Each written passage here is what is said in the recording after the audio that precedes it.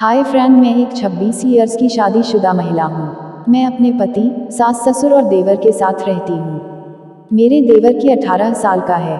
शादी हुए 4 साल हो गए हैं, पर मुझे कोई बच्चा नहीं है। बच्चा ना होने के कारण मेरी सास और ससुर मुझे बहुत ताने मारते हैं। वो हर वक्त बोलते रहते कुलच्छिनी एक बच्चा भी नहीं दे पा रही। सास ससुर के तानों से तंग आकर मैंने मेरी और पति की जांच कराने का फैसला किया, जिसमें पता चला कमी मेरे पति में है। पर यह बात मैंने किसी को नहीं बताई, इसलिए मेरे सास ससुर मुझे ताना मारते रहते।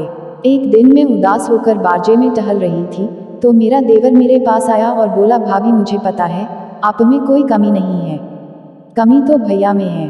अगर आप चाहें तो मैं आपकी इस उदासी को दूर कर सकता हूँ, जिससे माँ पापा का ताना मारना भी बंद हो जाएगा और घर में नन्हा मेहमान भी आ जाएगा।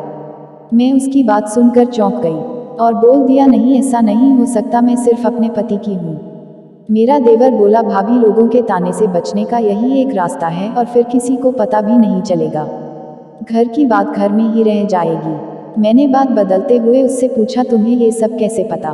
तो उसने बोला, मैंने बहुत सी लड़कियों की खुदाई की है और उनसे पैसे भी लिए हैं, पर आपसे पैसे नहीं लूंगा, बल्कि आपको एक नन्हा मेहमान दूंगा। उसकी बात सुनकर मैंने उसे मना कर दिया और अपने कमरे में सोने चली गई। अगले दिन मेरे सास ससुर ने मुझे अल्टीमेटम दे दिया कि 1 साल के भीतर हमें पोता या पोती दो, नहीं तो हम अपने बेटे की दूसरी शादी कर देंगे। मेरा देवर भी वहीं था।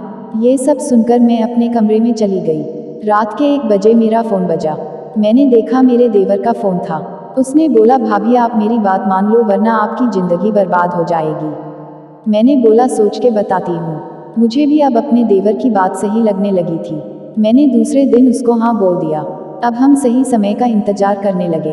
एक बार मेरे सास ससुर किसी रिश्तेदार के यहाँ चले गए कुछ दिनों के लिए।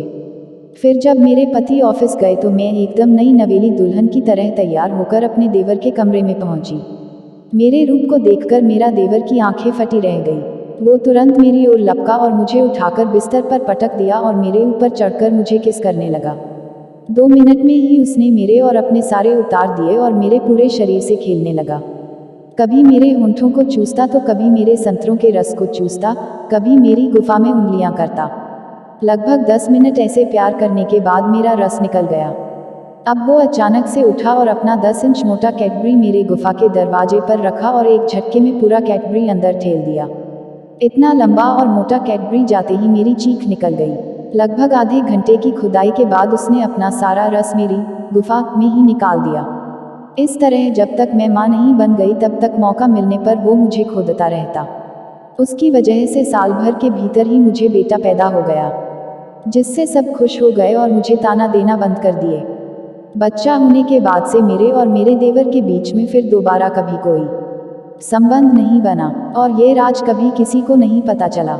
दोस्तों, अगर आपको मेरी कहानी अच्छी लगी तो वीडियो को लाइक और चैनल को सब्सक्राइब करना ना भूलें।